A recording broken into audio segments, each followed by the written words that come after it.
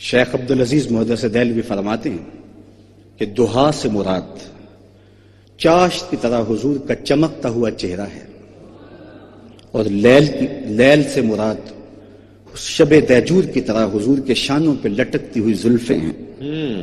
تو کہا محبوب تیرے چہرہ نور کی قسم، تیری زلف عنبری کی قسم۔ اللہ اکبر! مجھے پھر اپنے امام یاد آئے۔ اعلی حضرت بولے جس کا حسن اللہ کو بھی بھا گیا۔ تخیل دیکھیے، جس کا حسن اللہ کو بھی بھا گیا، ایسے پیارے سے محبت کیجیے۔ واہ سبحان محبوب وہ ہیں جو خدا کے بھی محبوب ہیں، اپنا معیار زمانے سے جدا رکھتے ہیں۔ ہم تو محبوب بھی محبوب خدا رکھتے ہیں۔ کیا بات! ہمارا محبوب گلیوں میں گھومنے والا کوئی شخص نہیں ہے، یہ رت جگہ ہم کسی دنیا دار کے لیے نہیں کاٹ رہے۔